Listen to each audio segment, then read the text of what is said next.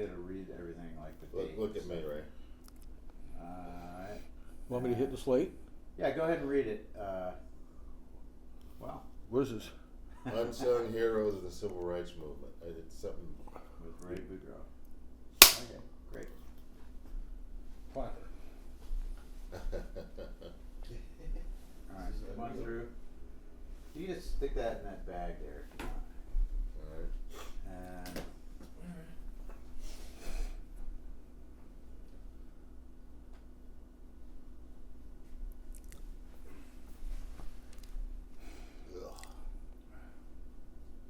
okay.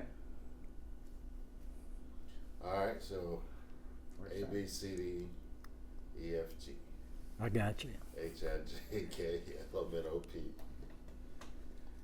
Yeah. Anytime. You hear this joke about there's this big old bull and this young bull, they're standing up on the hill, and there's all the cows, the heifers down the hill. The young bull's like, woo-wee. Yeah. Let's run down there really fast and, see if we could get one fuck with him. The old bull kind of looks at him and says, why don't we just mosey on down there, really slow, and fuck them all? Do you have an older joke? Yeah, right. That's probably the least funniest joke you're gonna hear. But it's a tiny bit funny, Yeah, but it's so old. Yeah, right, and not well told or anything like that, which is the point, really. I hear you. Because sometimes, interviews do things that you don't expect them to do. Yeah, Right? exactly. And you probably weren't expecting that. No. Nor was Andy or Matt. They probably would have called the police. Say, what is this? I think it's a little weird, All right. So you comfortable? How's that chair? You need a pillow? Absolutely, I'm fine. You good? Oh, yeah. All right, I'm gonna get my questions. Mm-hmm. And now I was gonna hold my laptop, but I think that's too much. I'm downloading to my phone. All right. Think about it a little bit. And what time is it? It is exactly noon. Yeah, so Give me 10 minutes, and then All we'll right. get started. All right. All right. should I cut? Mm-hmm. Yeah, might as well. Okay. Alright, I'm rolling. Okay, all right. Welcome to the Unsung Heroes of the Civil Rights Movement project. Today we have Ray Boudreaux as our interviewee, and Curtis Austin is the interviewer. And the date is June 14th, 2022. Thank you, Mr. Boudreaux, for being with us and sharing your story. And we're just going to jump right into it.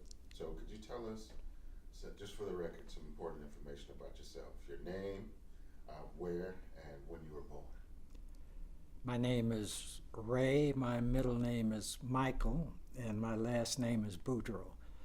I was born in Beaumont, Texas, November 1942. Okay, Beaumont, Texas. Can you talk a little bit about growing up in Texas? Did you have siblings? What was family life like there? Yes. In Beaumont, I lived with my mother and father, and we lived a block away from my father's parents. So I spent a lot of time with my grandparents when my parents were working and what have you. Those early years, I remember I was too young to go to Catholic school, but old enough to go to public school. The public school was a couple of blocks away from where we lived in a little shotgun house. And the very first day that I went to public school, I was bullied because I was too light-skinned. Oh.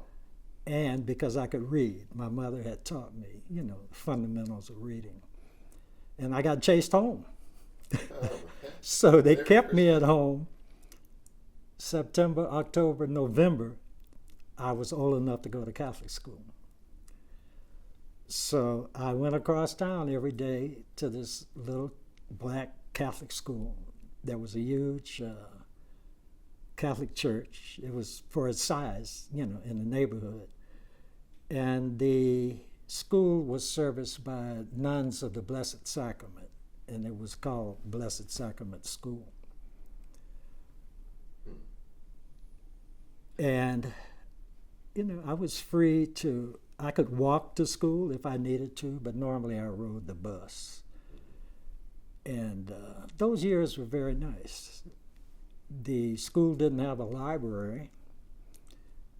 There was, it went all the way to high school. There was a reference room for high school students, but there was no library for elementary school or middle school students. And that's Texas in a nutshell.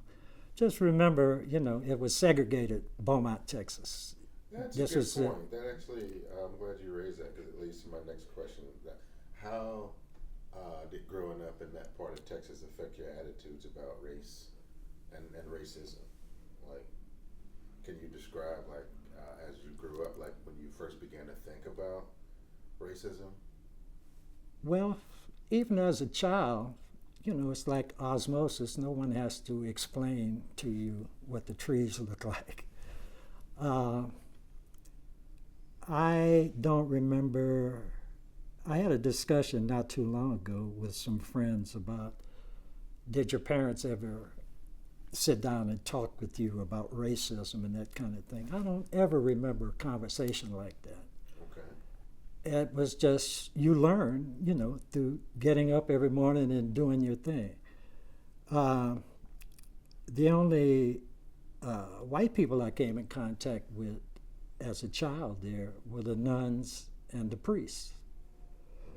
And there were also young lay teachers, young women who had just got out of college,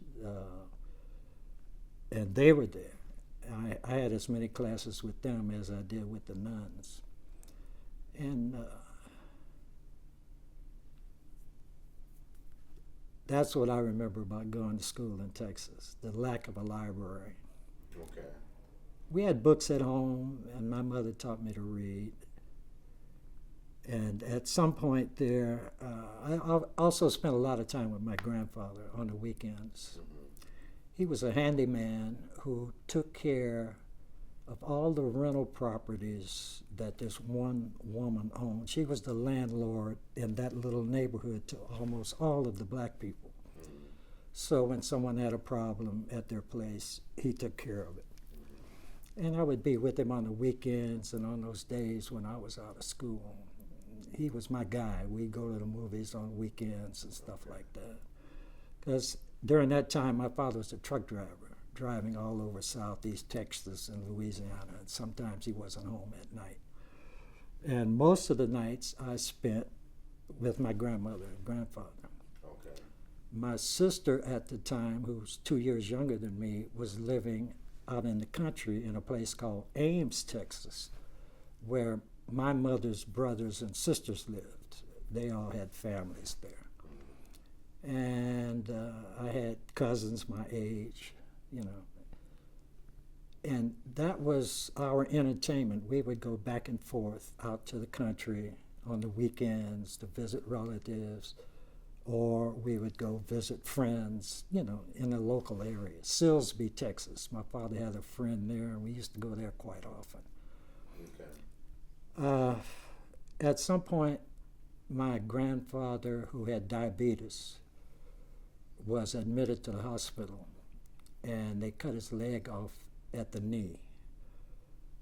And he never recovered from it. In my personal opinion, he just chose not to go forward, you know. So when he died, a few months later, it was also about the same period of time that my mother, who was a nurse in a TB sanitarium, contracted TB herself and had a hemorrhage and required treatment.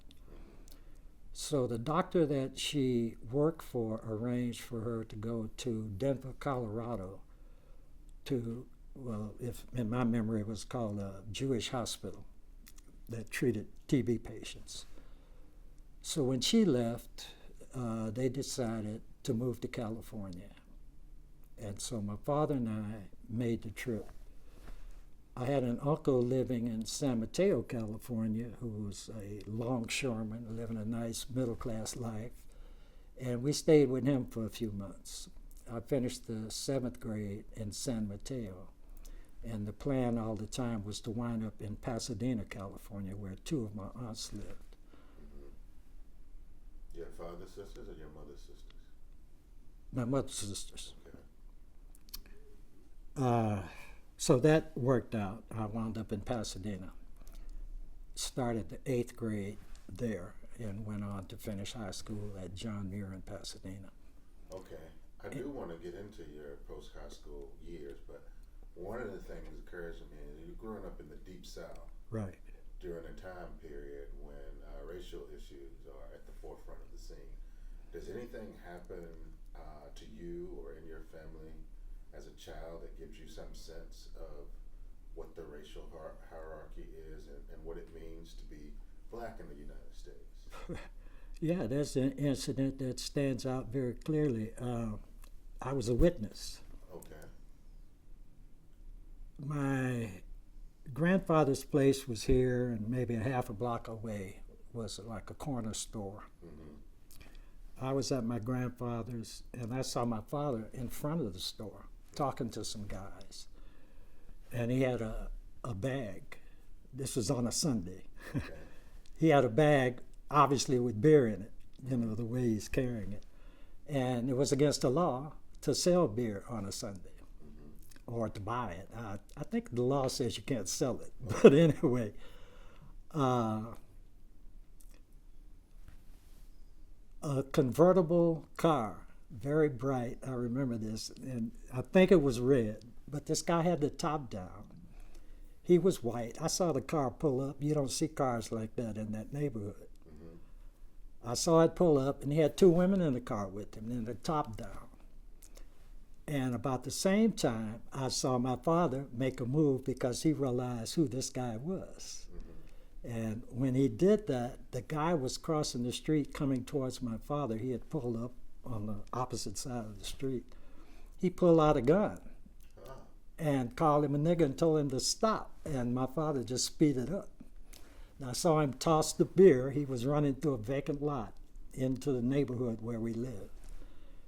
And he fired at him twice and then got back in his car.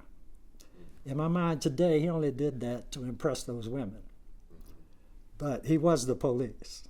Okay. All right. I didn't see my father for a couple of days. He was hiding out somewhere. And on the very day that he came home, that night, my mother, myself, and my father, the door was kicked in. And in a little shotgun house, there's the living room, the bedroom's in the middle. We were all in the bedroom. When I realized it, I was looking up out of the bed at 3 policemen. They were dressed in khakis, and I remember the guy in charge had on a cowboy hat and a brown leather jacket. I'll never forget that. He was standing there with his hands on his hips. He shoved my mother out of the way. The 3 of them grabbed my father and took him out of the house. Very next day, my father comes back home. He's got a couple of black eyes and some bruises. But there were no charges, no nothing. So someone in the neighborhood, of course, told him who he was and where he was. And I remember this as a kid because I knew this guy too. Everyone thought that a man named Roach was the culprit. And I never saw Roach again. So he had to leave, you know, he had been exposed. He was a snitch. Yeah. And So how did that incident make you feel? What did it make you think? it set me on the road to, in the end, to be what I am today, honestly. That was a turning point in my life. You know, I understood racism and I knew the, you know, kind of parameters that I could operate in. But to have the police actually come in the house, you know, kick the door in over something as petty, you know, they didn't kick the guy who owned the store's doors in. He's the one who actually broke the law. Right. But you know, my father had grew up with this guy. You know, it was nothing. They call it the Dago store because he was an Italian. I didn't even know that Dago was a slur until I was an adult, honestly. But yeah, that was a turning point in my life. And I don't know, for years, I guess I had suppressed that. Never thought about it again as a kid. But as an adult, you know, it began to wear on me in some degree. Sometime when I see the Palestinian kids throwing rocks at the Israeli army, I think about that. Oh, okay. My only get back at the time, you know, the buses were segregated, and there's a sign colored in white that goes on a rack depending on what part of town you're in and, you know, who you're picking up. And there was a couple of us who used to get, a couple of guys used to get on the bus to go to school together.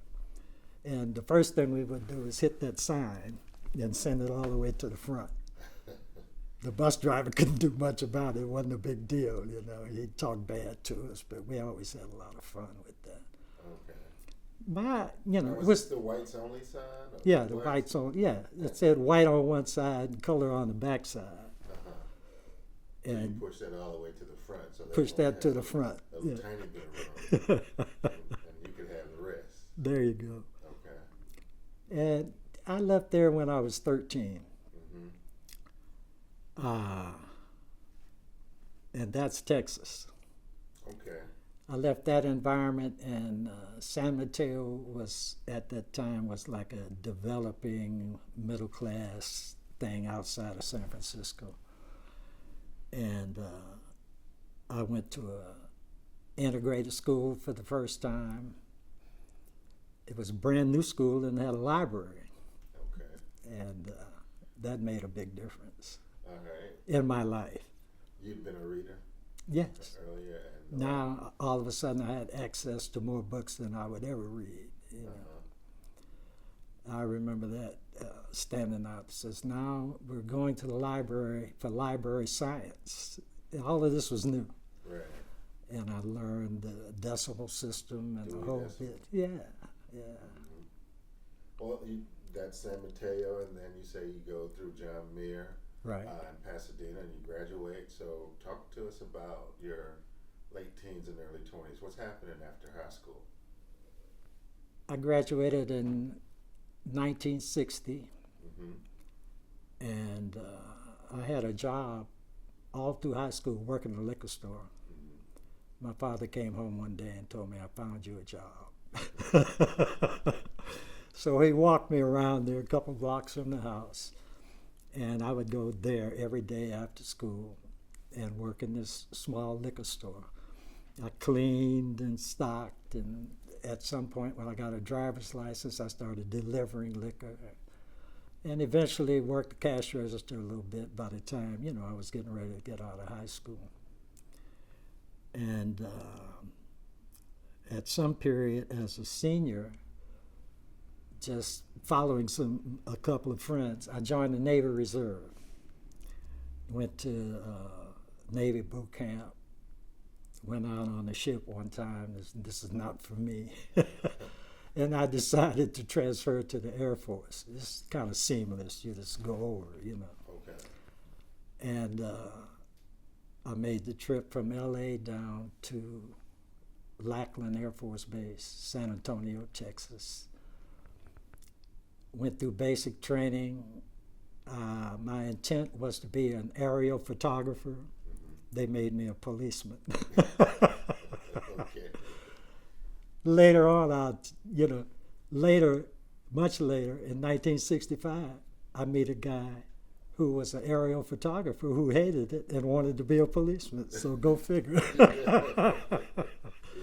But anyway, after that, I went through the Air Police School. From there, straight to Morocco.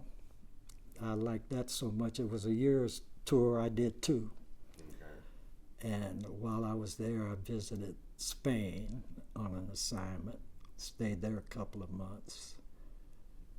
And wound up back in the States in 19 1963. I was stationed out at March Air Force Base. From there, I went to Vietnam. I spent all of 1965 in Vietnam, from January to December.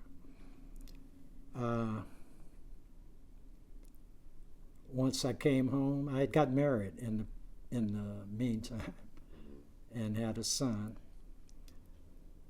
When I came home in '66, I was still in the service. Vietnam was still going on, of course, so I did the remainder of my time there at March Air Force Base. I went what they call TDY to Guam once, when they were flying the B-52s and bombing the North. TDY means temporary duty. You're just there for 60 days, something like that. There's a rotation. Okay. So we're back. January 1968, I was honorably discharged from March Air Force Base. And during that time overseas and in the service, the whole civil rights movement had picked up so much momentum during the time that I was in the service. So I was only able to read about it and to hear about it. And some of the people that I went to school with were involved. You know, I wasn't communicating with them, but I heard about it. And to me, it seemed like I had got left out of that. That was something that I needed to do also. And my wife's brother, my brother-in-law, was very much involved, but I didn't know it until I met him. He had come to visit the family in Riverside, and we started to talk. And here was a guy who knew the Panthers, you know, and knew these people personally. He wasn't a Panther, but he was working very closely with them. Where did he live? He lived in San Francisco. Oh, so he knew the Bay Area Panthers, like where Yes, the movement yes, actually he knew the started. Bay Area Panthers. So when I met him, I was just months from being discharged. And over those months, we talked more and more. And finally, he offered me, he says, you guys come and stay with me until you can get on your feet. And, you know, you can meet the people that I know and get involved, because I very much wanted to. Okay. And that's what happened. I got discharged and drove directly to San Francisco to his place, and did stay with him. My wife and my son and I stayed with him and his family for a couple of months until we got our own place. And I lived and worked there that was '68 until the early '70s. I started working in drugstore, retail, longshore, and, you know, tried to make it as a discharged veteran. Okay, and so now you're in this new city, you got your new family, your wife and child. I'm imagining you eventually move out of your brother-in-law's place and get your own spot. Right. But what is your initial foray into this movement you're so interested in? Like what are you doing? Are you teaching people how to read? Are you marching? Are you registering people to vote? Like what kind of activity do you initially involve yourself in? Well, there wasn't much activity because, like I said, I was working and I didn't have the extra time to get into actually organizing people and that kind of thing. What I did was just prepare myself, begin to read what people were reading, begin to understand, you know, the bigger picture of how this worked. I went to the rallies, of course, and that kind of thing. My brother-in-law was in an organization called I Am, taken from what the sanitation workers, I Am a Man. Well, this was called I Am, the Independent Action Movement. That wasn't Panthers and it wasn't this. These were a group of mature guys with families who were trying to mediate and go between these different groups of young people. You know, solve problems, that kind of thing. So that's actually what I was doing with him. And I'm beginning to meet his friends, and then, you know, I did security for Maya Angelou once when she came to town, that kind of thing. Okay. Not so much as an activist, you know, out in the streets every day. Okay. Yeah. Oh, that's really interesting. So now, you said you prepared yourself, did a lot of studying. What kinds of things are you reading? Like, what kind of prep work is this? Mostly history. And I was also a part-time student at San Francisco State. Okay. Mostly to get my GI Bill money. But I took some classes there and got some credits.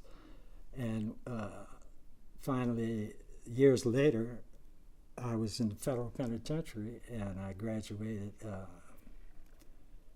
Those credits and the credits that I took while I was locked up, I got an AA and a TA in prison in Steilacoom, Washington. Mm-hmm. Yeah. Yeah, we are definitely going to cover quite a bit of that. But now you're in this city by the bay. Mm-hmm. The Haight is probably in your neighborhood, Haight-Ashbury. I lived in Haight. So the Summer of Love has just passed in '67. King is killed in '68. Robert Kennedy. I mean, there's a lot of anti-war stuff going on. Absolutely. In the Bay. So it seems like the activity is really heightened. You mentioned San Francisco State. This is the creation of the first Black Studies program Right. in the world. And Right. it wasn't like somebody signed a petition and there was there was quite a bit of volatility surrounding that.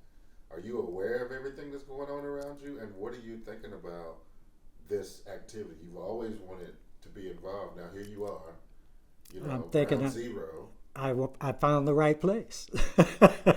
I'm in the right place, and you're absolutely right. There was a lot of volatility. Okay. And yeah, I was involved in that. So you got SNCC and CORE and the NAACP and the Panthers. Like, do you know Bobby Seale? Do you know Huey Newton? Does Eldridge Cleaver come up? You mentioned Maya Angelou. What about Angela Davis or any other more When famous women? when these people came to town, I went to see them to hear what they had to say. I never personally met Huey Newton or those guys. I was in San Francisco. They were in Oakland or in other places, not where I was. Okay. I did personally meet Stokely Carmichael, Maya Angelou. Who else? What did you think about Stokely? He was a gadfly to the government during that particular time, especially you're talking about after 1968. Right. What was he like? I got to sit in a meeting with him, and he was a very charismatic guy. But, I mean, when they say Stokely Carmichael, you expect charisma, and he had it. Just briefly, I was in a meeting with him. There was going to be a huge rally. That's why he was in town. And my brother-in-law, Chuck, and the rest of the guys had met him previously. And he came by to see him. And like I said, more than anything else, we helped provide security when those type of folks came to town during those years. Okay. And security means what for people who might be watching this 30 years from now? Don't have context for that. That meant that they weren't alone. That in Maya Angelou's case, I forget where, I think someone had loaned her an apartment, and I sat in the living room and she was in the bedroom, you know, while she slept. I had a shift, someone else had a shift. It's just that, you know, people would not be alone. I wasn't armed or anything like that, but people could feel confident that there was someone there, you know, watching. Mm-hmm. Mm-hmm. So you sat unarmed in an apartment. You were going to do karate on somebody who wanted to do something to Maya? No, I wasn't going to use karate. I was there like a security guard. I'll call somebody. Okay. So here you are. And the Black Panther Party has made a stamp on the world, you know. But what do you think about them? You know them personally. Like, often we see that person looks cool on TV, Right. but in real life we find out, oh, maybe they're not the coolest people. What were your thoughts about the Panthers? Everyone was so young. Mm-hmm. I mean, younger than me. I was young, but I mean, these were teenagers. Okay. And by this time, You would have been 30, no, not quite 30, in 20s? my mid-20s. mid-20s? Okay. Yeah. But I had a family, but these were kids. Right. And they were trying so hard, and they were so dedicated. And with the whole militaristic thing and all of that, they had quite a draw. Mm-hmm. Not a problem. Okay. Yeah. And there was a loving atmosphere among these people who were resisting. You know, there was a different kind of relationship than you would have with someone, say, a co-worker or an acquaintance. Everyone was in love. Tell us a little bit more about that. Like, describe that in more detail. What do you mean? It means that, maybe something that comes out of unity. We have a single purpose. We're all trying to make something happen. And, yeah, it was all out of love to me.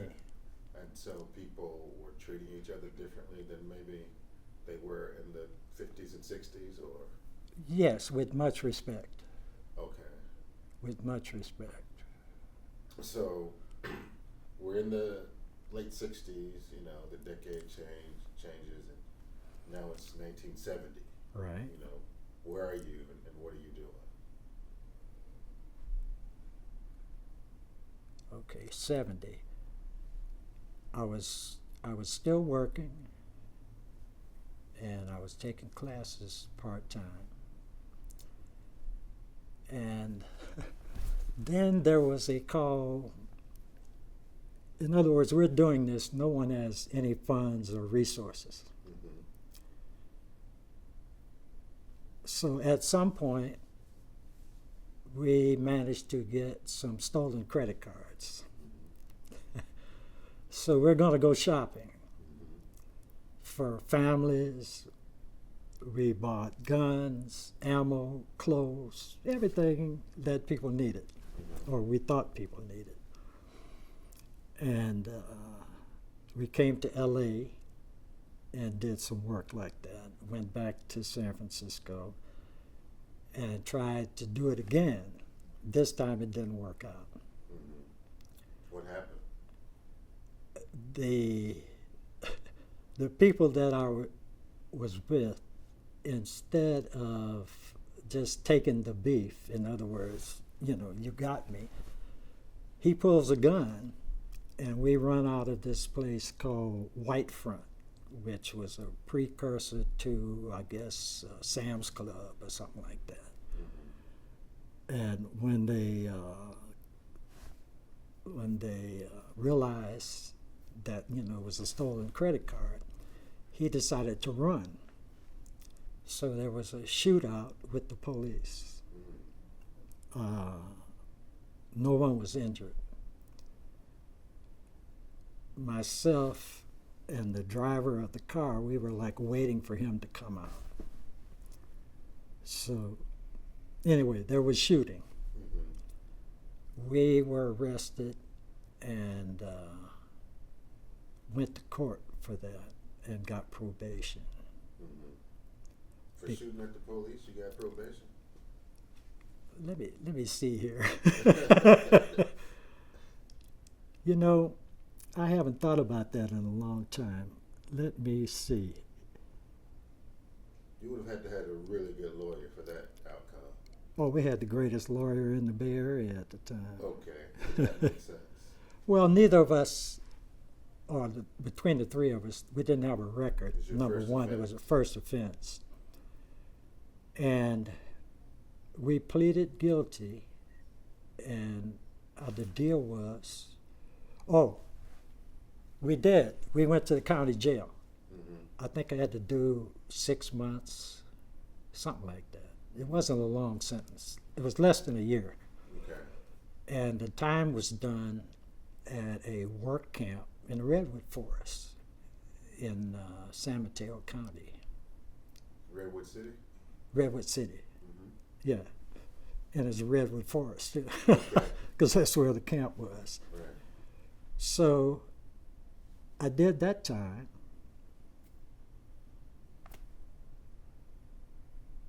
That was probably 1970.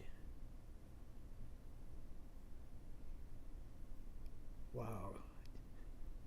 All right. So Yeah, ask me another that's question. 1970.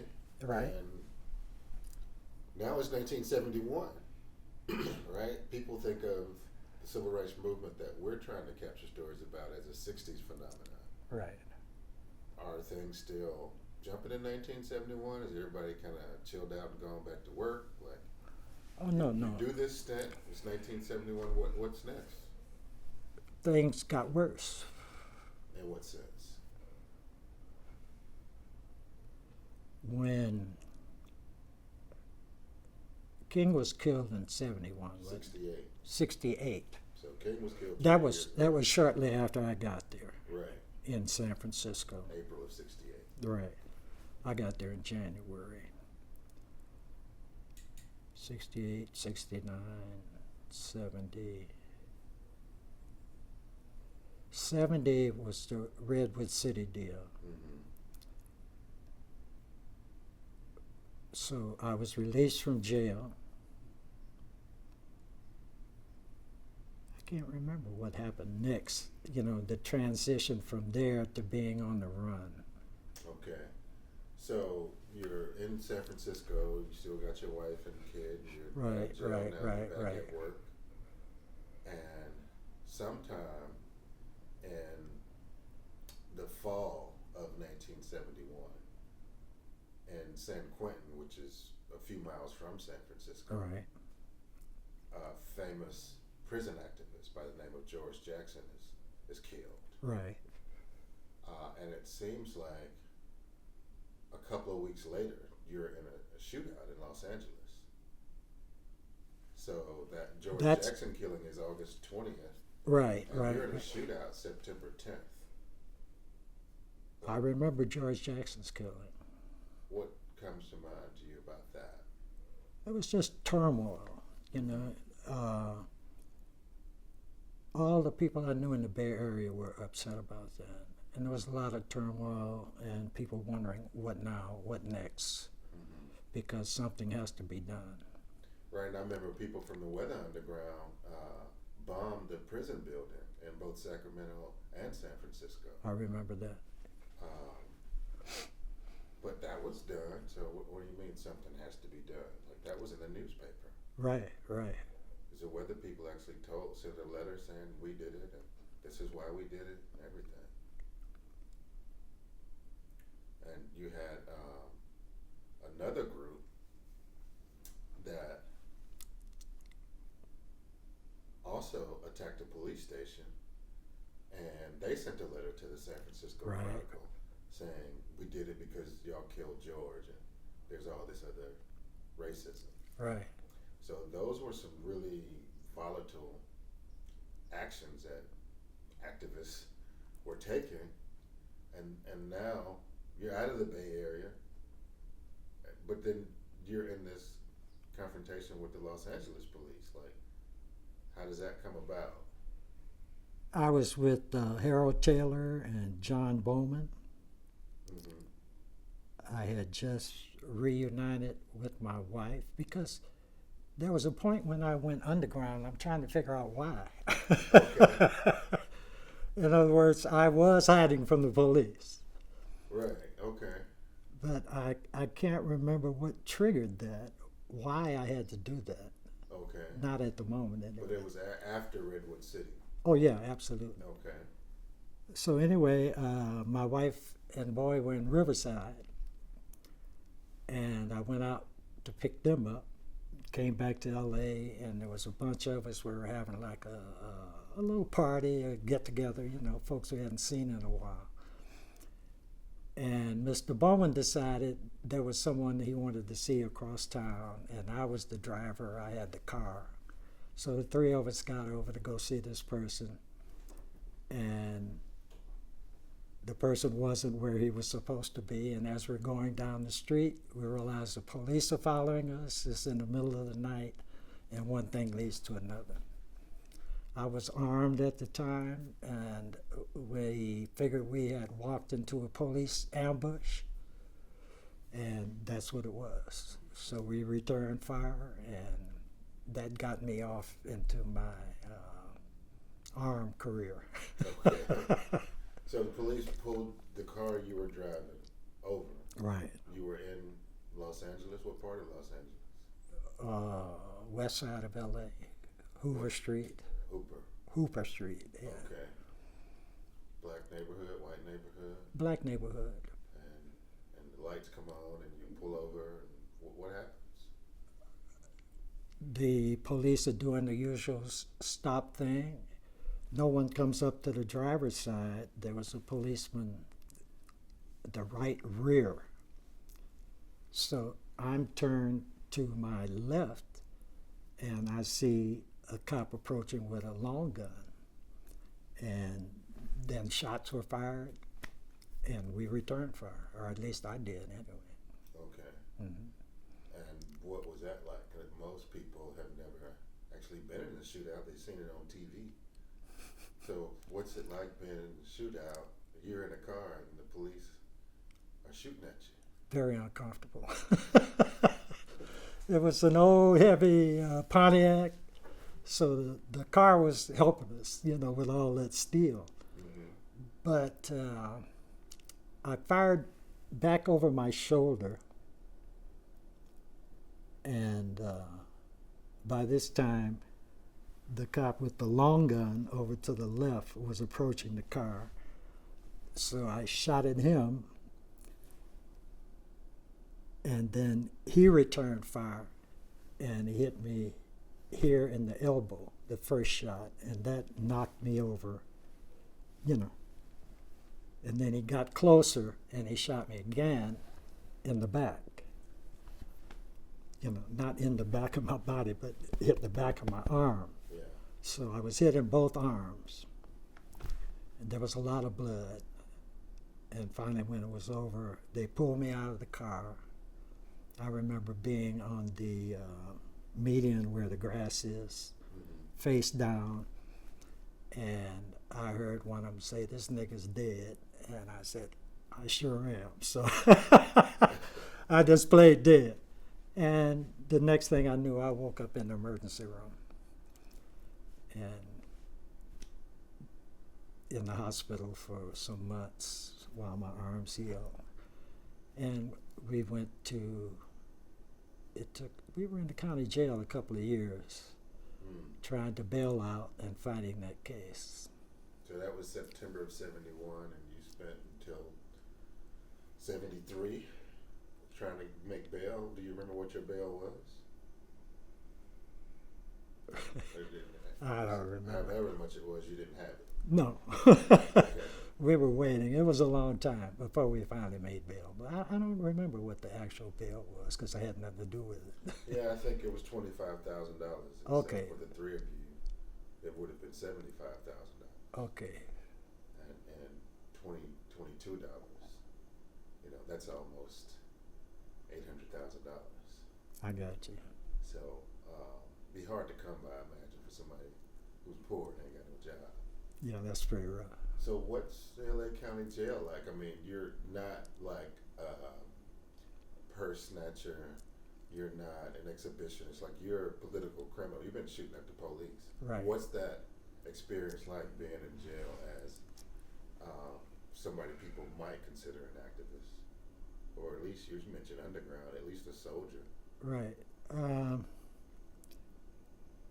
Initially,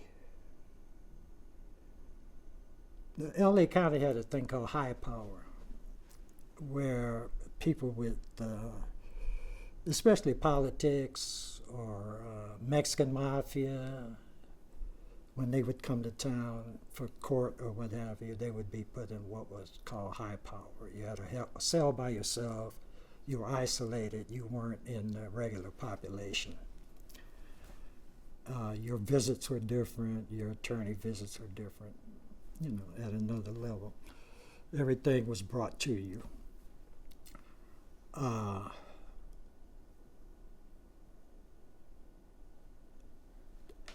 Initially, there was a little period where they put us in population, but at some point, someone in charge of security put two and two together, and then we began to be treated differently.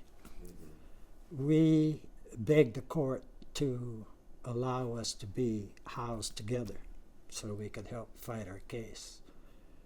The sheriff's department didn't like that, but eventually they followed the judge's order.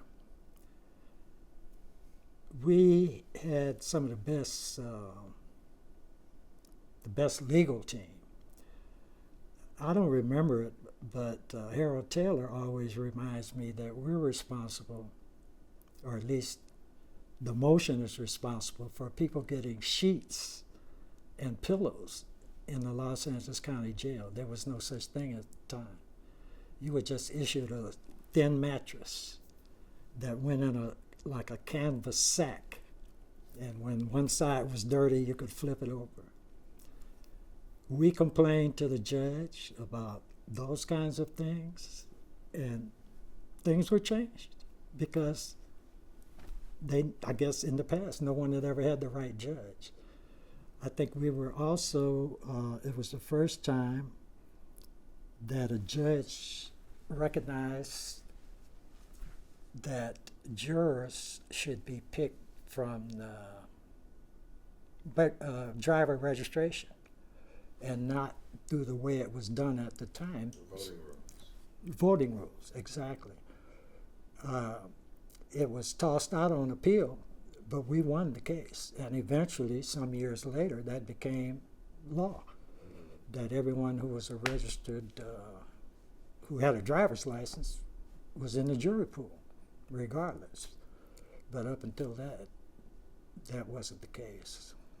So as you were fighting this case, you were making change inside the jailhouse where there were no pillows and blankets Right. distributed. Now they are. And when you do make it to court, you demand a jury of your peers. Right. And to get those peers, rather than go through the normal voting roll procedure, you all decide that really we need a larger pool, and the larger pool could be based on the driver's license population in Right. Los Angeles County. Exactly. And so you got, instead of an all-white jury, what kind of jury did you wind up with? Well, we never went to trial, or I didn't. Harold Taylor was the only person in the case who actually, well, he was going first. So what kind of jury did he get? I was never a witness. So I don't remember, what the conversation, how his jury was. I have no Okay. idea. All right. Well, it wasn't a law yet. Right. Yeah, so I just don't. You just made this motion and it went up to the California Supreme Court. Exactly. And while it was going up, the trial Right. proceeded. Right. Okay. So you said you were waiting to make bail. You eventually make bail, Right. and I think around New Year's of 1973. Okay. How? You just have an angel donor? Like, what happens? How do you get that kind of money in the early 70s? I have no idea. I was locked up. Okay. There were people working on that. I think they were robbing banks, as a matter of fact. Yeah. Okay, somebody robs a bank. That's a quick way to get $75,000. Yeah, finally got some money up. Okay, and now you're out, Right. and it's another year already. Are you sick and tired of this movement? Does jail do it for you? Like, Oh, what no. happens? Where do you go? What goes on after you bail out? Well, in my case, I bailed out. I went to San Francisco. I mean, there never was, in my mind, any. I mean, I was going to jump bail, period. Okay, you weren't going to go back to court. No, Okay. not on this case. All right. All right. So arrangements were made. Folks in the Weather Underground and what have you provided us with some ID and some money to get us off the ground. And Harold Taylor and myself wound up in Houston, Texas, Okay. as underground soldiers Okay. with no plan, no idea what was next. Mainly just to avoid being rearrested. Okay. Yeah, Houston is a long way from Los Angeles. yes.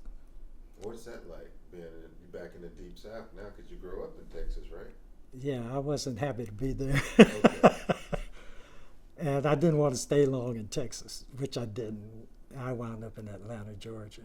Okay. Even deeper south. Right. That was my first foray into Georgia. Okay. I think this is a good place for a little break.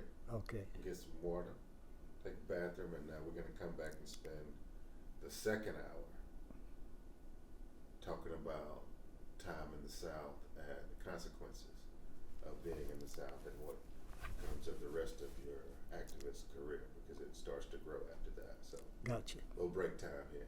All right. Got it? Oh. All right, we are rolling on part 2.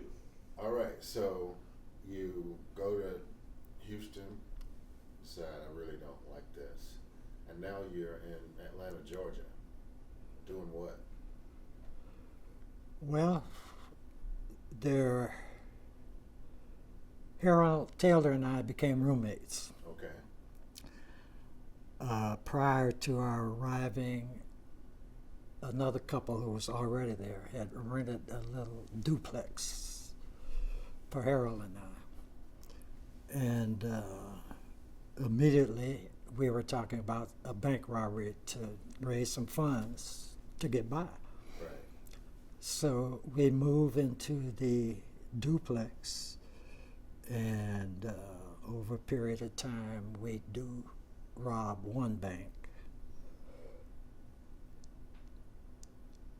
maybe 2.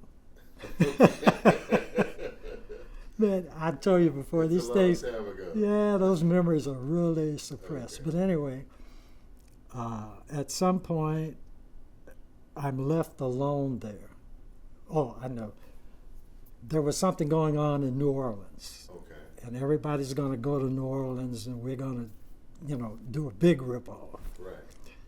So while we're talking about that and trying to plan it, we were actually in a park, looking like we were having a picnic Right. In New Orleans. in New Orleans. Okay. And I look around, and there are people like in the movies, the guy sitting in his car reading a newspaper, that kind of thing. So I tell everybody, because I still have my place in Atlanta, Right. I said, they know who we are, and this is not a good spot, and whatever we're talking about is not going to work, so I'm gone. Okay. And I hop on a train or a bus or whatever it was and go back to Atlanta. Mm-hmm. Then I hear that these people are arrested and what have you. And I mean, as things go, directly across the street from where I was living, there was a group of young black guys, all like bachelors living in a rooming house. Mm-hmm. And they were all from the Carolinas, and they lived there during the week because they had jobs in Atlanta. Mm-hmm. And I had become friendly with one of them, and we were talking. He asked me what happened to Harold. Hey, man, I'm not sure. I says, I got to make a move myself. I need some help. He volunteered his mother. Mm-hmm. I said, are you serious? She lives in Baltimore. You can go there, and she'll take care of you. Not a problem. And that's exactly what happened. You went to Baltimore. I went to Baltimore, so I wouldn't have to be in Atlanta. Okay. And very nice lady. She had a storefront church. She was also the local voodoo lady. She'd do readings for you and stuff like that. It was a strange stay in Baltimore, but I loved it. Okay. We were in the roughest part of Baltimore, and those row houses Mm-hmm. was really something. Anyway, I was there for a couple of months, And finally, I was coming to a decision that I was just going to go back home. And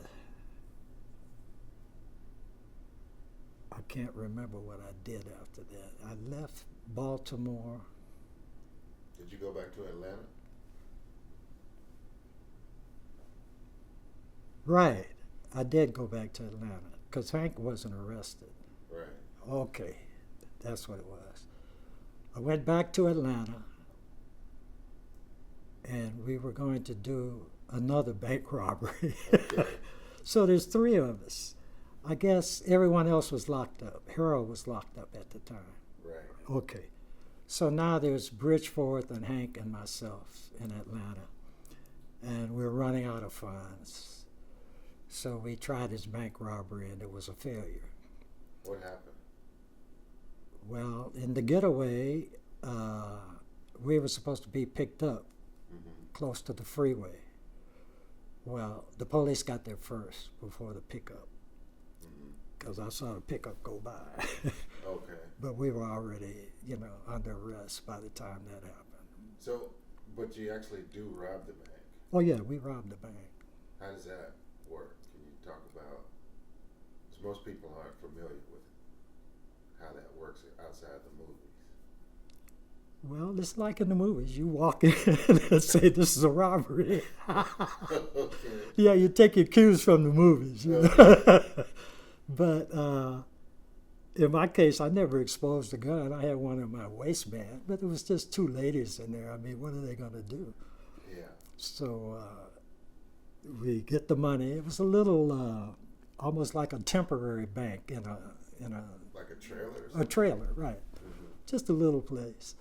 So we get the money, and the idea was we had been dropped off, Right. and we were going to take one of their cars to the pickup point. Right. So that worked fine, and everything went without a hitch. No one was hurt. And it just so happened that the police got to the pickup point before the pickup guy did. It was their area. You know what I mean? Okay, they were just kind of patrolling. Yeah, So happenstance, exactly. really. And they got the call, and the one guy was pretty close by, so that's how that wound up. Okay. So now we're felony bank robbers. We're in the Fulton County Jail in Atlanta, Hank and I. Someone sent us a lawyer. We weren't going to take a plea deal. So we went to a jury trial and were convicted, and we were each sentenced to 5 years in the federal penitentiary For bank robbery? for bank robbery. That's almost worth it. I mean, if you can get the money and hide it. Not if you have to give it back, you know. Well, if you took enough money, Oh, it would be more than 5 years. well, if you did 5 years, they would still be looking for the money. Where is the money? But we never took enough money for them to worry about, So Okay. that, All right, so you're in the Atlanta Federal Penitentiary, right. and then what? Because family, and we were originally from the West Coast.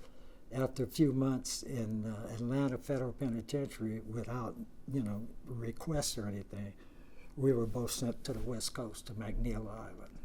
Where is McNeil Island? Steilacoom, Washington. It was I think it's closed now, but it was a prison, right outside of Steilacoom. Is that close to Seattle? No, Tacoma. Okay. Tacoma's Closer like to, an hour south of yeah, because Seattle. when I was there, I went to Tacoma Community College. So yeah, Tacoma was the closest big place. Okay. Yeah, big city. So off the coast in the Pacific Ocean, you're in this prison on an island? Right. What was You that had to like? take a ferry to get there. It was a federal prison, I'm not going to say it was very nice, but it wasn't unpleasant. Okay. In that kind of situation, you're only locked up at night. Okay. And when the doors open in the morning, you got a job to go to or something to do every day, school or whatever. There was also a factory, I think. Mm-hmm. I never wanted to work when I was in prison. I didn't think that was a good idea. So you got a degree. Yeah, I was going to school, and that I didn't want to work. Okay. Now you're in McNeil Island, going to school, doing Right. your prison time. How do you wind up back in LA?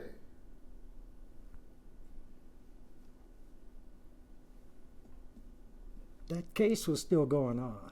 Tell us about that. Which case are you referring to? The shooting in L.A. So you're in this shootout with the police in 71, Right. and now it's 74. Right. So 3 years have gone by, Right. and because you jumped bail, Yeah. and now they have you, they Right. bring you back to LA? Right. To finish that case off. All right.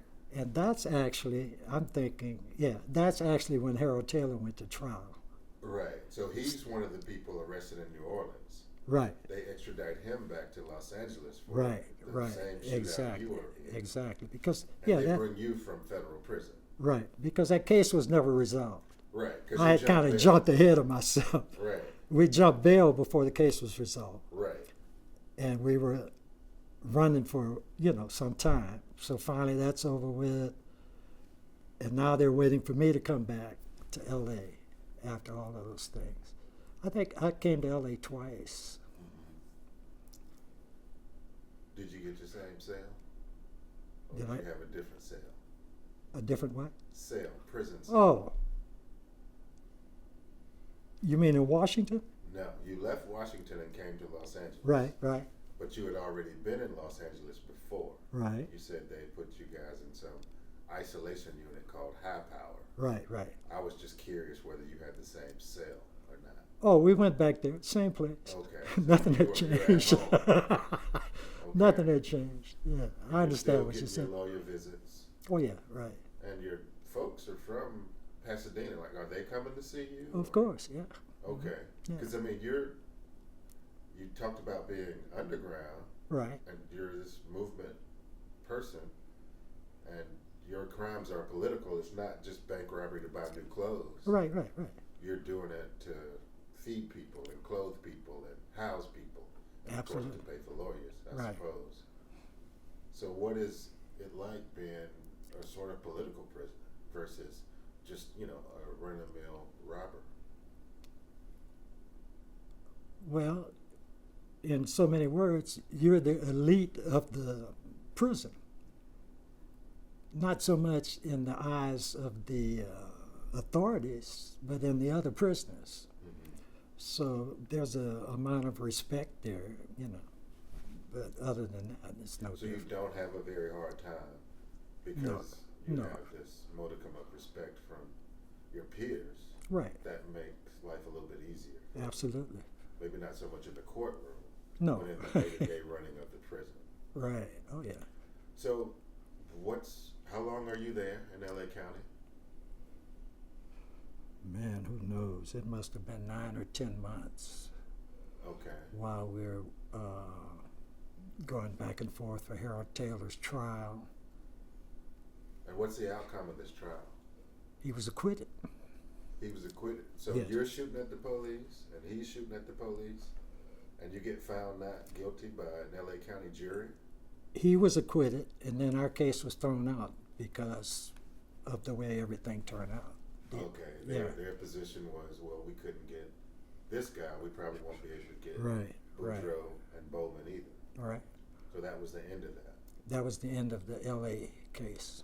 So that is actually in July of 1976. So what do you do after that? July, thanks for the date, because I was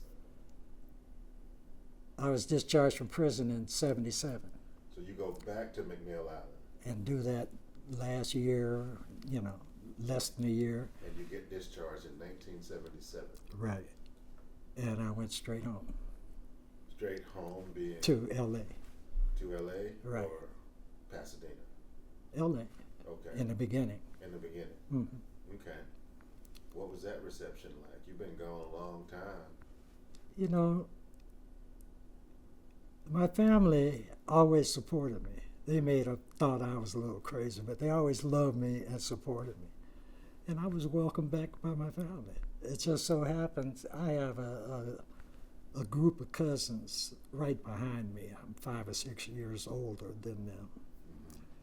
And they were all living in Pasadena at the time. And matter of fact, a cousin was visiting from Texas when I got home.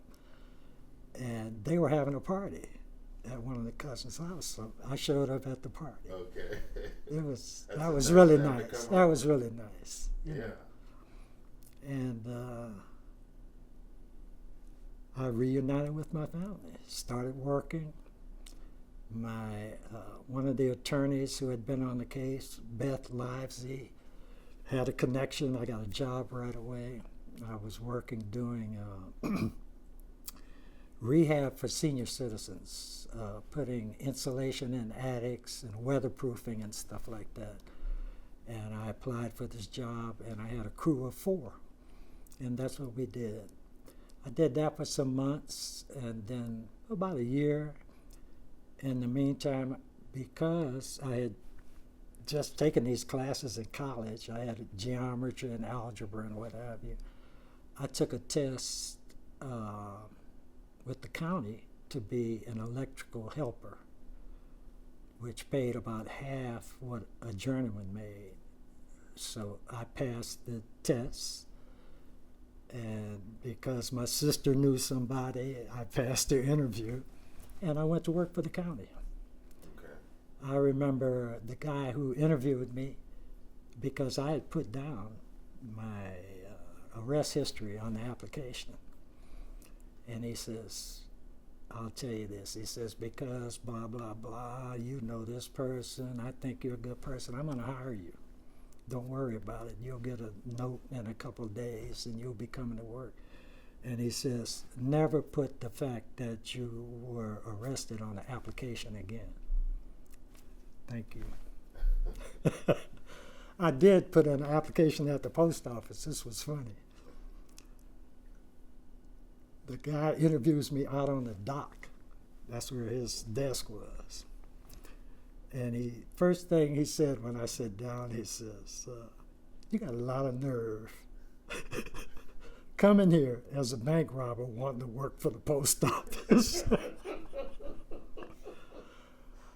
Those were his words. I says, well, I was thinking it was Christmas season and I would be on the dock. I could just throw socks or something. He said, no. That is the interview. Okay.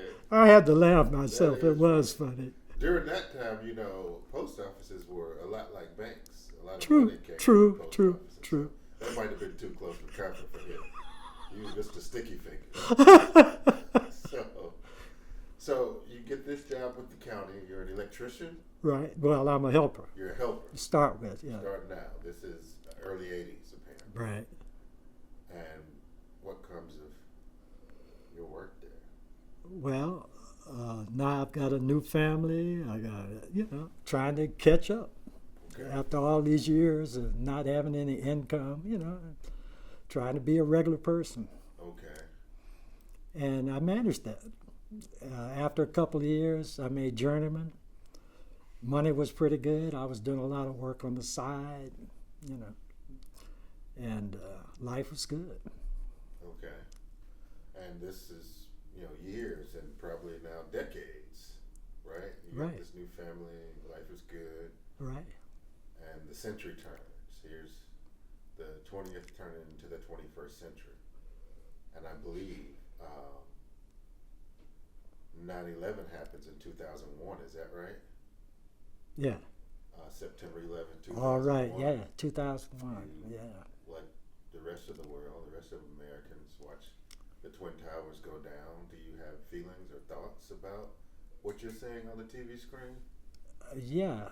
I left home that morning. I hadn't turned on the TV or anything. It's pretty early in the morning. And all the way to work, I was just listening to music, I never listened to news on the radio in the car. But anyway, when I got to work and made it into the shop, there was a TV mounted on the wall, but it was never turned on. It was just a TV there in case at break time or something. But anyway, everyone was there, and they're all gaping at the TV when I walk in, and they're talking about what's going on. And I got the feeling that, you know, I know how this country works. The backlash is always worse than the first thing. So when they start talking about terrorists and, you know, what's going to happen, I know that they're going to come around and talk to me. I mean, it just makes sense. That's the way the Justice Department works.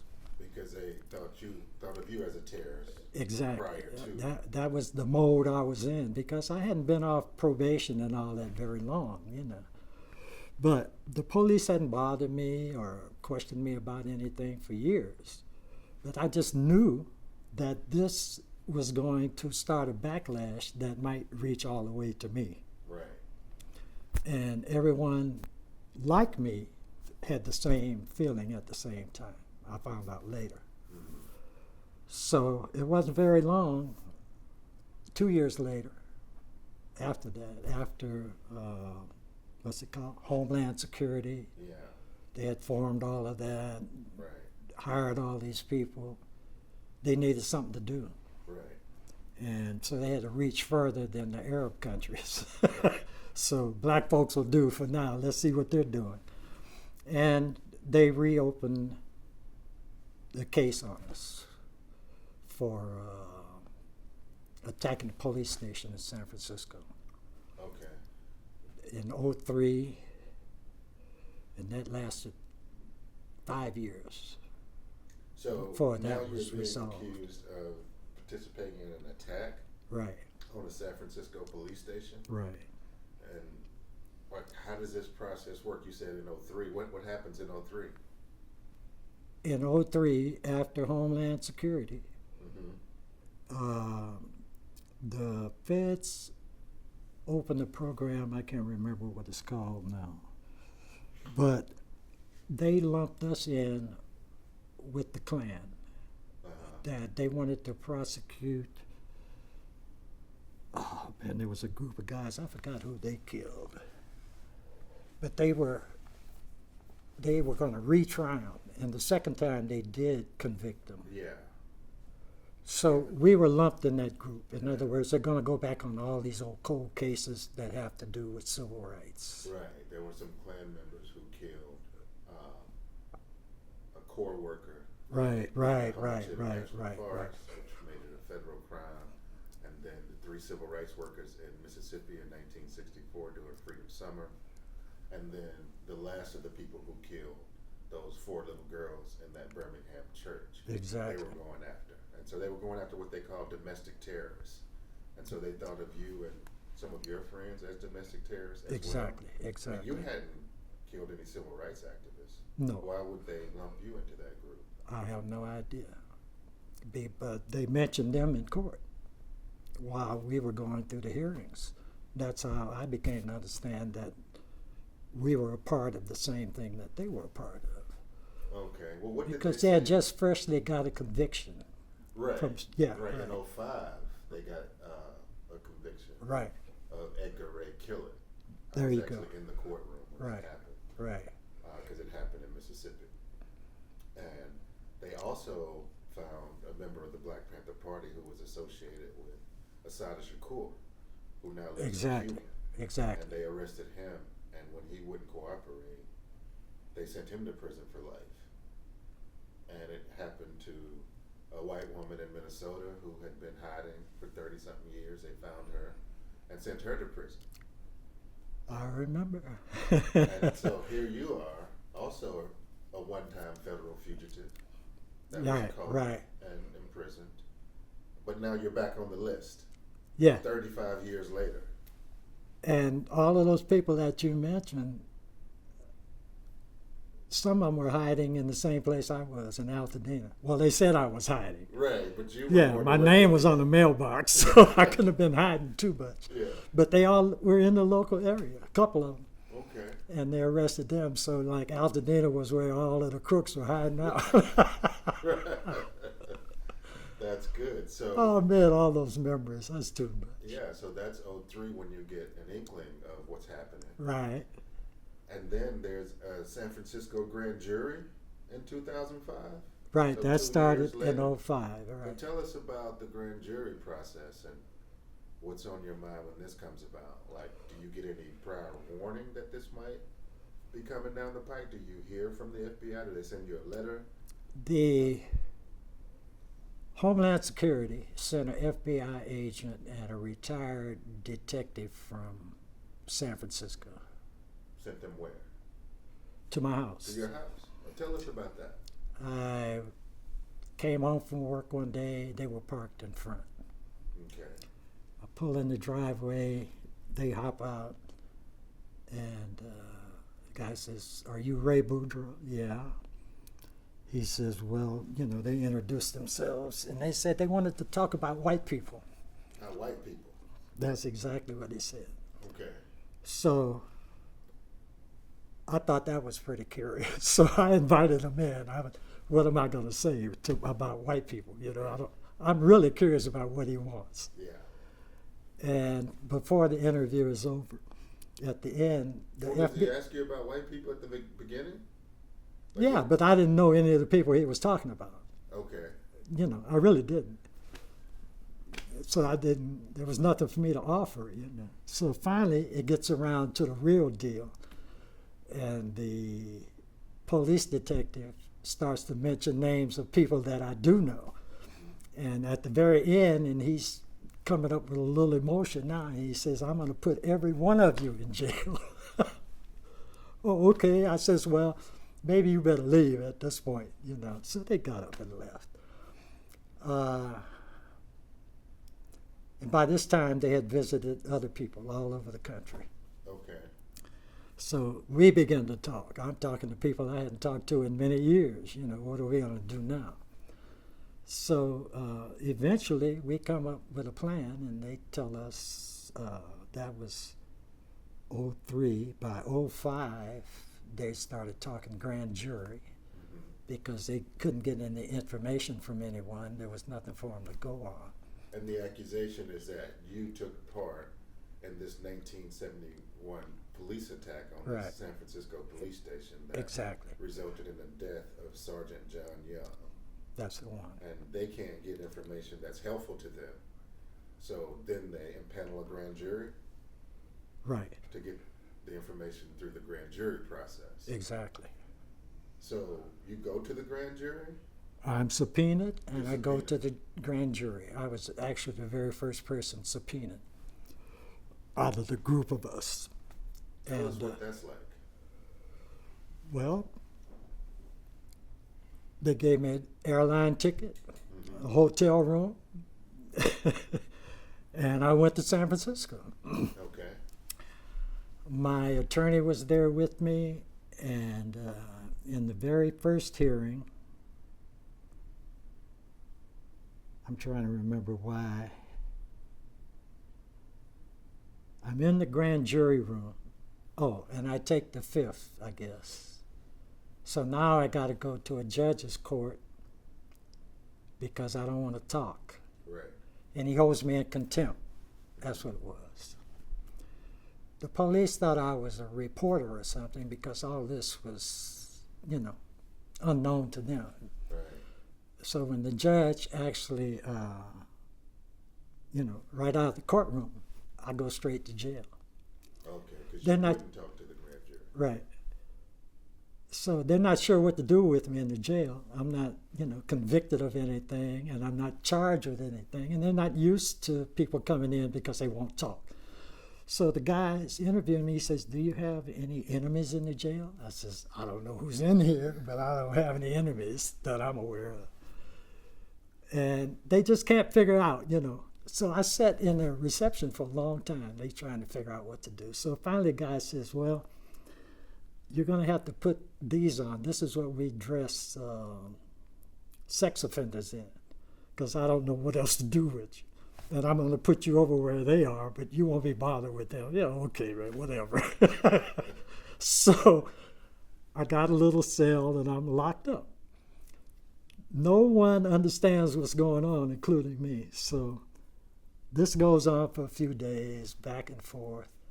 I think I spent almost 30 days before that judge let me out. Hmm.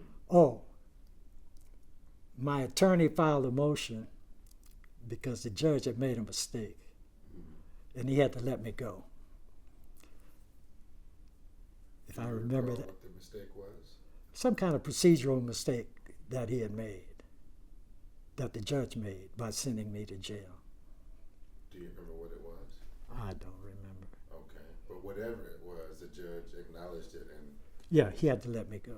so after 30 days. I'm not sure if it was 30 days or how many days it was, but in the end, it wasn't long, and he let me go. Okay. So, So that's 2000. okay, so the grand jury never came up with any kind of decision.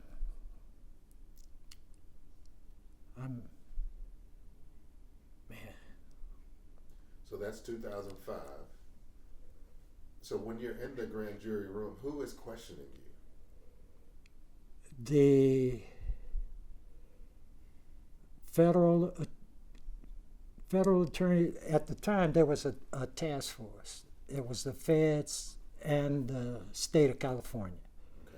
So there were people from the state and the feds questioning me in the grand jury. They had a team. And this is a San Francisco murder case. Right, So the feds are involved on a state case. exactly, because of Homeland Security. Like I said, we were lumped into that thing. The feds, it was their project, it was their thing, but they had the local police working with them Okay. at that time. And so you don't cooperate with the grand jury. You take the fifth, and the judge jails you. And there are lots of other people there asking questions, right? Do they take the fifth? Everyone did that I'm aware of, yeah. Okay. And this group of people who take the fifth, they all go to jail. And that's how that you guys become known as the San Francisco Eight? Right. I went first. Mm-hmm. There was no grand jury yet. You went first before a judge, Before a judge. and the judge jailed you, and then you later went to the grand jury? Right, exactly. Okay, so you go twice, Yeah, right. and there are other people who only go before the grand jury. Right. The Yeah, grand no one else was jailed for not talking. The grand jury doesn't come back with an indictment, No, they didn't. and because you are found in contempt, how long do you stay in jail? The second time. 9 months. You stayed 9 months because you wouldn't talk to the grand jury. What kind of questions are they asking you that you don't want to answer? About the crime. Do you And recall? my associations, that kind of thing. Do you know this person or that person? Sure. Do they ask you where you were when this happened? I mean, Yeah, I guess so. seems like a normal thing to want to know. If you Yeah, right. Yeah. I don't remember how I answered any of those questions. But whatever Yeah, it wasn't helpful to them, no, which is why the judge said, okay, go to jail and think about it. right. So you do that for 9 months. No. I did that for about a month. And because of a technicality, the judge had to release me. Right. The grand jury comes to nothing. And then they decide to indict us. The grand jury didn't decide. They just charged us with murder and conspiracy to murder. And we were all arrested. They being the DA of San Francisco? DA of San Francisco. By this time, the federal government had pulled out of the case. And it was just the city and county of San Francisco that was charging us. No, the state charged us. That's what happened. Let me see. The grand jury didn't amount to anything. They took the case to Kamala Harris, who was the San Francisco DA at the time. Right. She turned it down. Wow. No evidence. There wasn't enough evidence in her officer's mind to go through this with us. Okay. When she turned it down, they went to, what's his name, who was governor at the time? Brown, Jerry Brown. Jerry Brown. And He they was actually the said that, State Attorney General. right, they actually said they went to Jerry Brown's home, and his wife was involved in the conversation. And they decided to try the case, the murder and the conspiracy to murder. And that's when we were, arrested early in the morning all over the country. Well, tell us about that. What do you mean, arrested early in the morning? Take us the year, Well, the day. Do you remember? Hank and I were both living in Altadena, pretty close together, actually. Okay. They came to my house early in the morning. 8 o'clock, 5 o'clock? Oh, no, I was on my way to work. At what Still time? dark, 5:30, 6 o'clock. Okay. When I came out, they were parked up the street a little bit. Okay. When I come out of my driveway, I go down. They were behind me. So when I got out in the street, suddenly a couple of car lights come on behind me. I see in the mirror. I said, okay, this must be the day. Okay. And sure enough, it was. They followed me. The idea they were going to follow me to work. But I stopped at a donut shop because I didn't want them to follow me to work. Right. And when I pulled into that lot, that's when they decided to arrest me. Tell us what that was like, because this is 36 years after your activism period. Right. You've seen the 9/11 video 1,000 times by this point. You figured they'd be coming, Right. and now they're here. Talk to us about that day, that incident. What's going through your mind? What are they actually doing and saying? They're just following me. No, they have you now, though. Oh. You're in the parking lot. Well, the only thing unique about the arrest was the state police arrested me. California Highway Patrol? No, the state police. What state? That's a whole nother thing. The state has a police force. It's not necessarily the highway patrol. Okay. And it's called the state police, California State Police. And I remember it was a woman, and she was very polite. They made a big circle, and then they sent her into the circle. And, I wasn't resisting or anything. And she was very polite and said, I'm from the state police, and I'm going to arrest you. You got anything sharp in your pockets, that kind of thing. So now I'm under arrest. She hands me over to the sheriff's department. I go to the Altadena Sheriff's Station. When I got there, Hank was already there because he only lived 2 blocks from the sheriff's station. Okay. And they had the cameras there, the press was there. This is 5:30 in the morning. Yeah, The it was press just, is the there. sun was just coming up by the Okay. time I got to the sheriff's station. The FBI was there, asked me, did I want to make a statement? No. They took us from there to the county jail downtown, LA. And that's where we were for a few days until we were taken up to San Francisco. What's it like being in LA County Jail after all these years? You've been there in the 70s. It was the same, and only worse. But still, by this time I'm an old man, so, I know how to talk to convicts, so I got respect. The jail doesn't bother me, especially knowing I'm not going to be there but a minute. Yeah. So they came to pick us up, transported us to San Francisco by car, and we sat there for a long time fighting that case. So what was the trip back to San Francisco like? Was it a highly secure transport, or? Oh yeah, they got you in a van with a car in the back and a car in the front. Everybody's making grand theft overtime. Okay. And Are they you went- chained up? Or are you handcuffed? Yeah, we're chained up in the back of a van, and you got to eat McDonald's. Which is torture in itself. Got to stop at McDonald's, go to the bathroom, and they offer, yeah, man, I don't want a hamburger. I'm not feeling it. Yeah. You're bringing up a lot of stuff, So you Curtis. get to San Francisco. You're in the San Francisco County Jail now for Right. conspiracy to do what? There was the murder charge, and it was conspiracy to, man, I forget the name of that charge. I guess it was conspiracy to commit murder, like the RICO thing, you know. Okay. Yeah. So over a period of time then, do you recall what time? What years?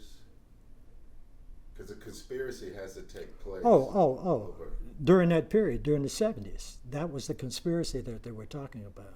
Do you recall which years during the 70s? It wasn't broke down like that. It was Okay. That was just a charge, and then in the court, that's where they would decide, you know, time and when and all of that. But you kind of got me there on the conspiracy. Well, In either case, it's a serious charge. Murder is very serious. yeah, Conspiracy to murder is very serious. absolutely. Here you are in San Francisco County. As far as the prison guards are concerned, you killed a police officer, even though it Absolutely. was 36 years ago. What is your treatment like in the San Francisco County Jail? Well, they did us a favor and put us on America's Most Wanted. You had your own episode on America's Most Wanted. Right. I didn't know this because it ran while we were being transported and what have you. Okay. So when I get to my cell, finally, I'm in a little cell block with 6 or 8 cells. They were all full. And now I'm in the cell. And the guy up at the front says, welcome to San Francisco. We know who you are. I says, you do? He says, yeah, your name is Ray Boudreaux, blah, blah, blah, blah, blah. I said, how do you know all that? He says, you were on TV last night. On And America's so- Most Wanted. On America's Most Wanted. I said, what? He says, oh, yeah, you're a hero. And so that's how we were treated in the jail. And because one of the guys, Richard Brown, who was a longtime activist in the San Francisco Fillmore district, was instrumental in getting a lot of the minority, black and Asian deputies hired. Because in 71, there was no such thing as people, you know, as police. These guys all had jobs, and they owed it to RB. He was directly responsible for some of them. And this was one of your co-defendants. Co-defendant. So we were treated very nice in the jail. I even met the sheriff who came by to check on me one day.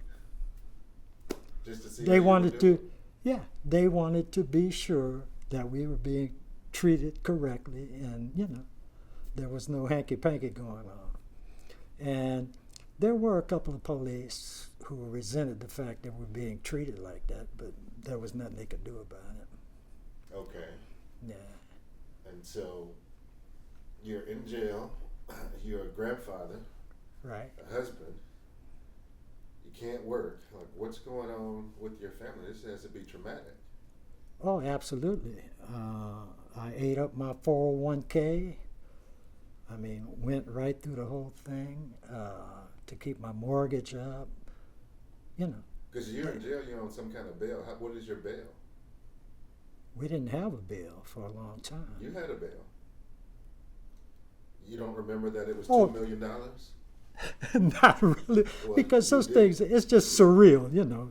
Why would I worry about If a you 2 read million? the San Francisco Chronicle, they'll tell you your bail was $2 million. Okay, so finally, you know, everything has a statute of limitations. Every charge has a statute of limitations. Right. Murder, there's no statute of limitations. Right. Everything else, there is. Not defrauding the government. Yeah, That has- murder, public funds, Yeah. and defrauding the government. Yeah. That's lifetime. They'll Right. track you down. So when we began to fight the charges, I even asked one of the legal team, what about the statute of limitations on the conspiracy charge? And he just kind of poo-pooed me. So there was a team of 8 lawyers, and for some reason or another, one of them had to leave the case. He was moving or something. And we wound up with another lawyer who immediately opened the law book and saw that, the statute of limitations on the conspiracy had expired. Period. 7 years. Yeah. So we go back to court. It's a cut and dried motion. That charge is dismissed. No more conspiracy. No more conspiracy. Only the murder charge. Only the murder charge. So- And there's no evidence. Do you benefit from that dismissal other than the fact that it's no longer a charge?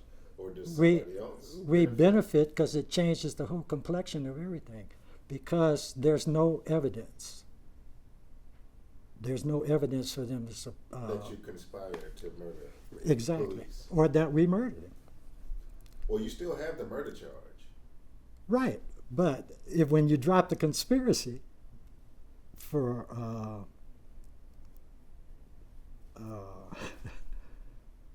when you drop the conspiracy for the statute of limitations reason, then that made the murder much harder to prove. Right. You follow me? Mm-hmm. Yeah. And so one of your co-defendants is completely cut loose. Is that right? Right, because that's the only thing they could charge him with was the conspiracy, because he wasn't even in the area when the murder was committed. Okay. So he's out, and you're still in. Right. Several other people are still in because all of you have millions of dollars in bail. Right. You know, this one guy you mentioned, Richard Brown, Right. had a $2 million bail. Harold Taylor, $2 million. Hank Jones, $3 million. Well, then we start to do the bail hearings, Okay. and when they come right down to it, we're all grandfathers, senior citizens, and nobody had any bad record.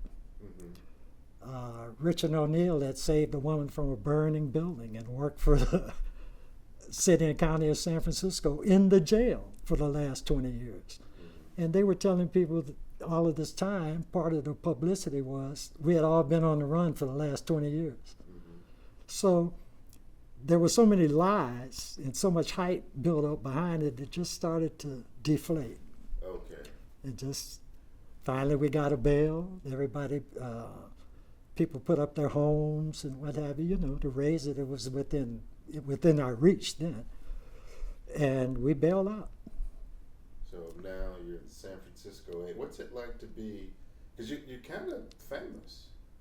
You're all over CNN and the local news. It only lasts for and 15 the minutes. newspapers. Although this went on for many years. Oh, So yeah, I just yeah, want yeah, you yeah. to talk about what it's like to be going through this case. Like as a member of the San Francisco 8, what are you doing? Where are you going? What's happening? Because at the end of the day, you could either go to prison for life Right, or be found not guilty. right. So talk to us about this Well, process. When we first realized we were up against this case, we started touring the country to build up support Mm-hmm. for, a resistance to what was going on, raising money. We probably spent, we probably raised and spent $150,000, maybe $200,000. It was quite a bit more than that, but I could see why it would feel like that to you. You think it was more than that? I'm certain. I was there. It was more like $2 million. Okay. Yeah. Well, we managed to spend it. Yeah, I know. Transportation and the Yeah. whole bit, but yeah, I guess you could say famous. So what kind of places do you visit? You say you go all over the country. Where are you going? Mostly universities. Do you remember any of them? Man, we were at Harvard, Rutgers, UCLA, Riverside, UC Riverside? UC Riverside. Those are some of the places that I remember. You went to Berkeley. Oh yeah, Some of Berkeley. you came to University of Southern Mississippi. Right, Some of you right, were down right. in Florida. So Man, it's a nationwide effort to right. get people not to believe. Because the America's Most Wanted episode said that you're really dangerous guys. Oh, I know. You've been on the run for 30 years. Right. And they finally caught you. Except you were going to work every day. And so was everybody else. Exactly. Except you're on trial for murder. Right. So- All of this is all very odd, and it's just not what you would think how things work. But on a personal level, it all worked out pretty nice. It did. But while this was happening, were you thinking, what am I going to do? Because I might go to prison for life. Well, when I got out of the service and decided I was going to be a part of that, Yeah. well, that's when I made up my mind. If I had to go to prison, then I would go. If I was going to be killed, then I would be dead. But I was going to do it. Okay. And so that wasn't a real concern for you. That was just part of your life trajectory. Exactly. Okay. So that was 07 when you were arrested.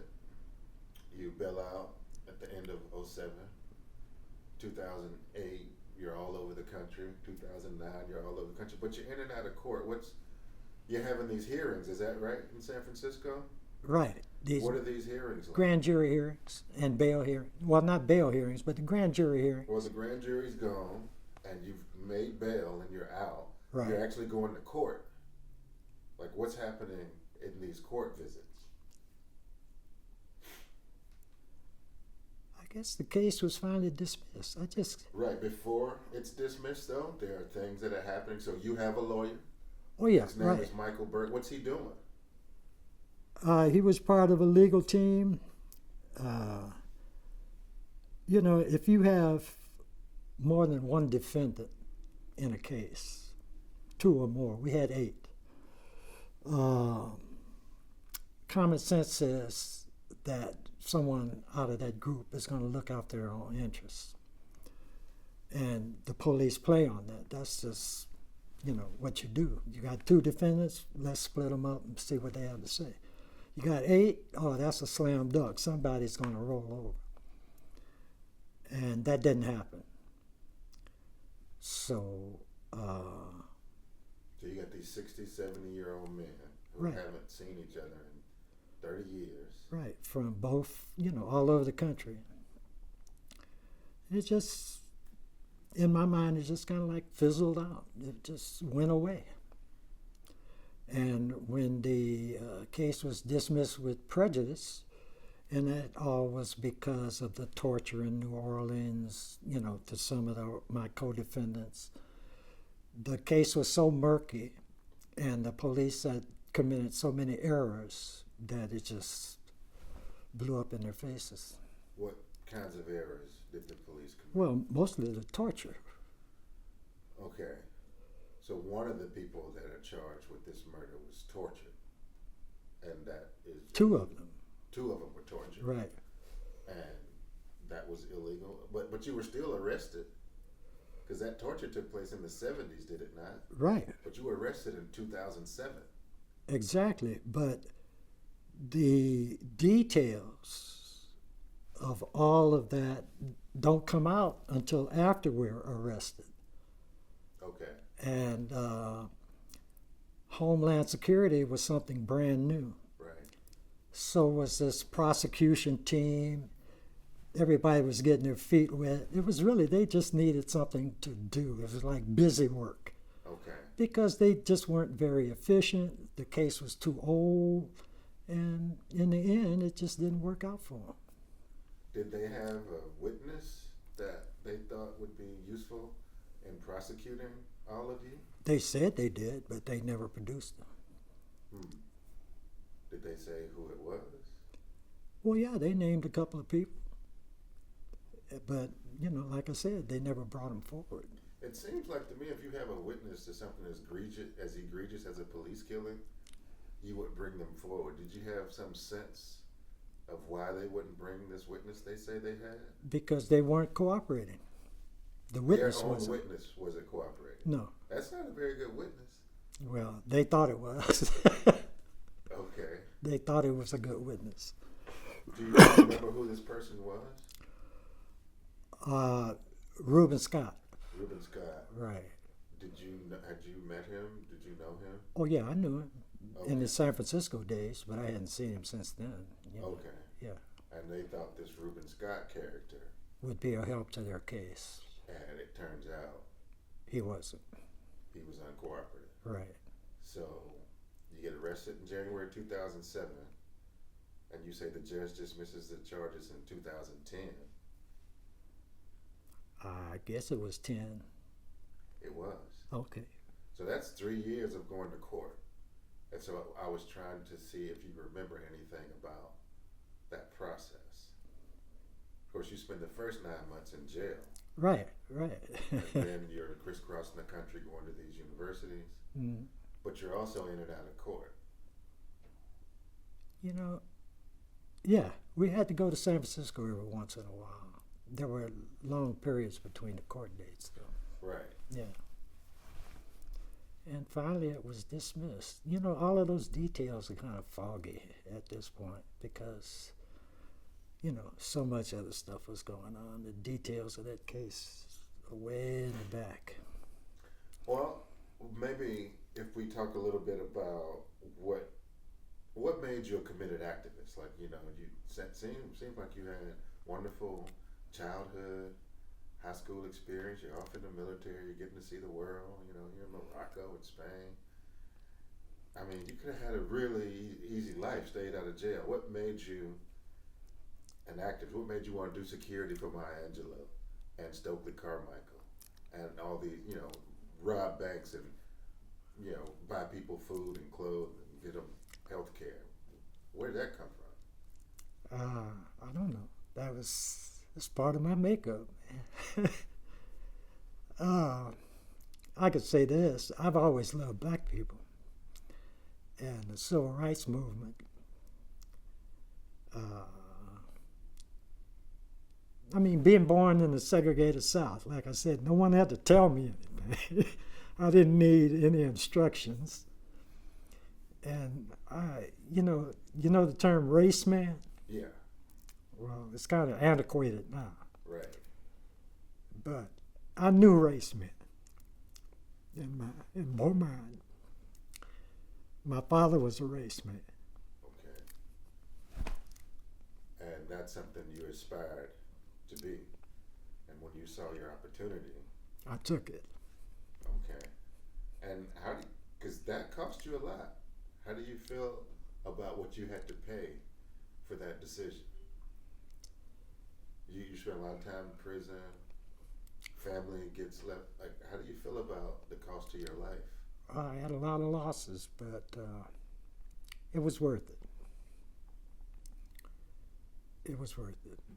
And all of those things that happened to me in that case, you know, prison, losing my family, I was able to overcome all of that. What made it worth it? A lot of people wouldn't pay that cost. What made it worth it to you?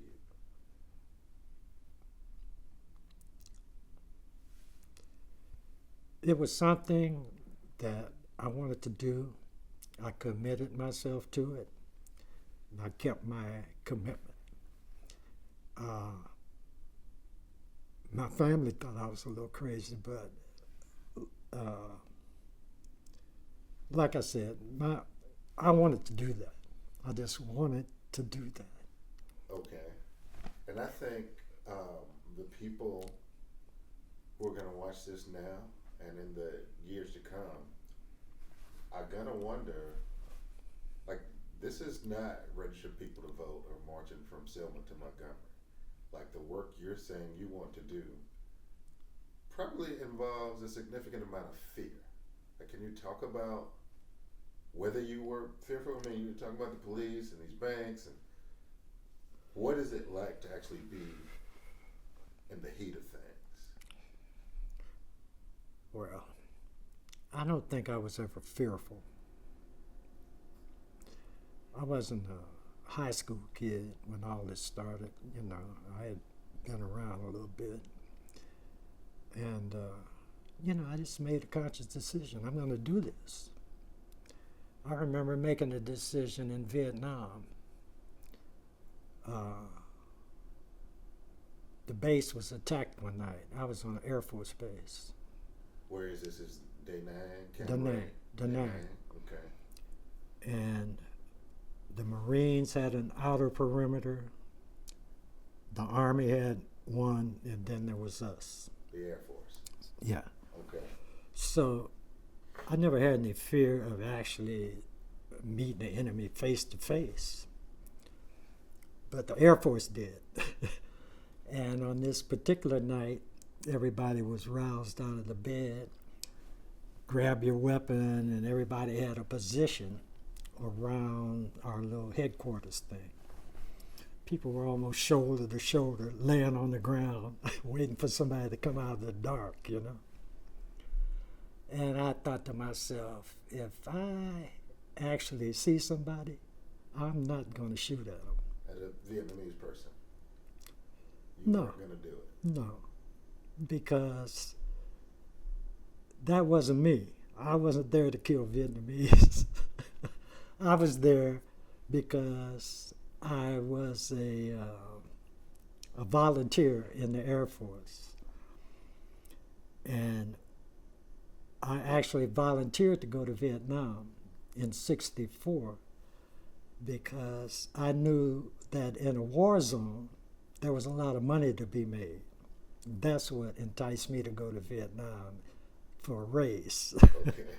And I was busy doing that and making money until they started bombing the North about 1/3 the way into my tour.